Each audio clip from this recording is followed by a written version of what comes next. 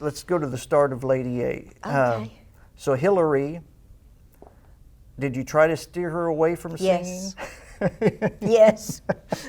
And it's like she got out of high school, and the first thing that happened that kind of revealed that she might be liking this show business thing, because at first her mom and daddy were gone all the time, and it was the music business that took us from her. So she wasn't that hepped up on the music business. My mother and father-in-law kept her at home in school and in all of her little activities while Lang and I would travel. And so she didn't really have she had no interest, which was just fine by us. But she had a voice and she had a great ear. She could hold her part while we did harmony around her. So she always had a good voice. Well, then she was 16 when Lang and I and Riley, who was 2 at the time, we were asked if we'd like to do the Christmas show at Opryland Hotel for 3 years in a row. And we said yes. Of which I was at every year. Thank you. I knew you came were. from Illinois every year. Yes, you brought your family. Yeah. Well, we did that Christmas show, and it was a residency, so it started at Thanksgiving and went through Christmas. Every night. Yes, and then prior to the shows starting for the public, we had rehearsals. So, I mean, you're talking a big 2 months of time, which involved wardrobe and band members and crew members. I mean, it was a production. And it was a family.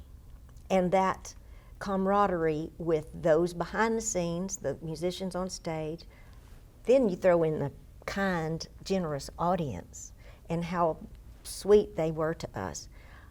She got it then. Hillary figured out what it was that had her mom and daddy so, locked into this career.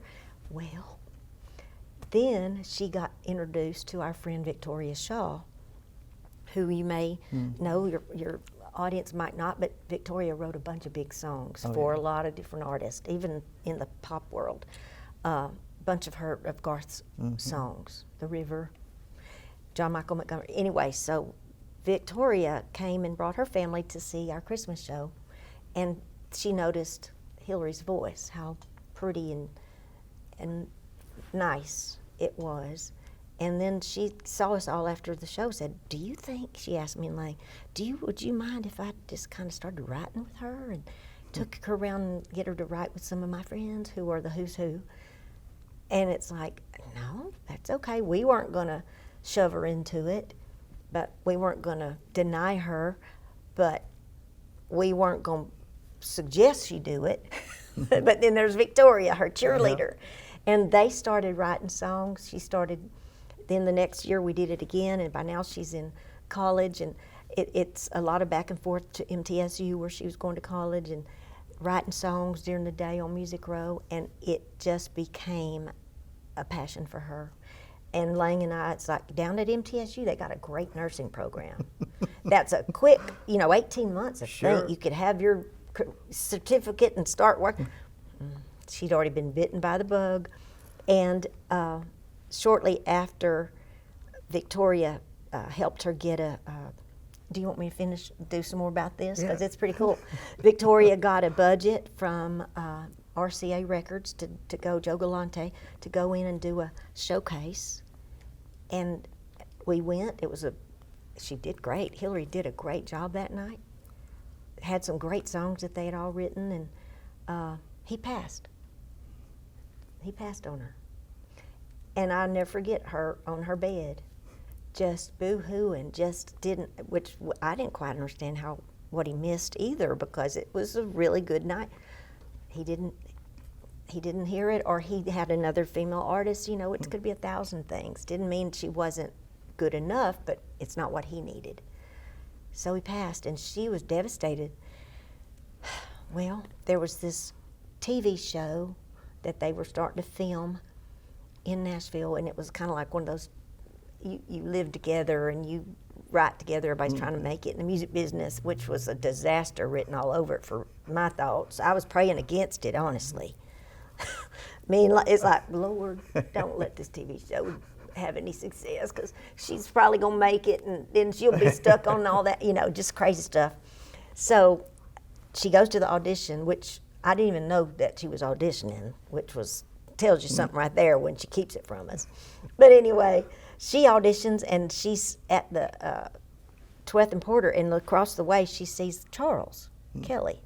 And she recognizes him from, this is going to date us all, MySpace, because Charles has a brother who she followed on that little social media thing. And then she learned about Charles through his brother's music. And she went over there and spoke and told him how much she liked his voice. And he said, well, my buddy, Dave, we moved here, staying at my brother's house, and would you like to write?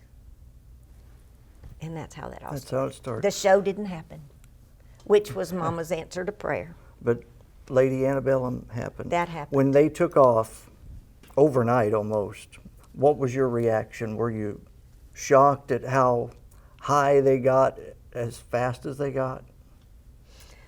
Okay, it's a strange observation for a mama in the same industry, with all of my fears for her, all of my worries, not about Dave or Charles, none of that. That was, obviously I could hear. I knew that was magical, their blend. They were writing such great, fresh songs. So none of that surprised me.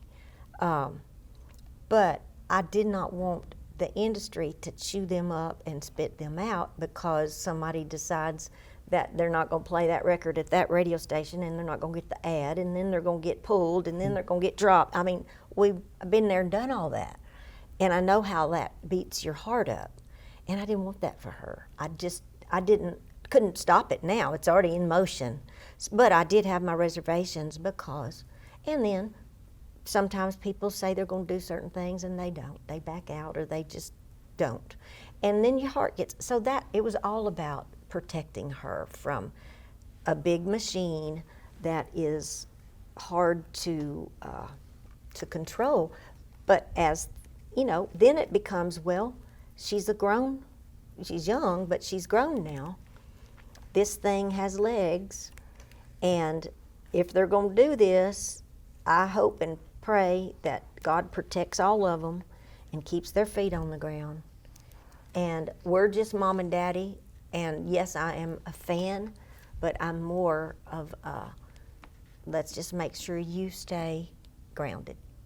And she has. And then the people that she has invited into her world, the wonderful man that she's married, they have 4 children that are my biggest blessings, and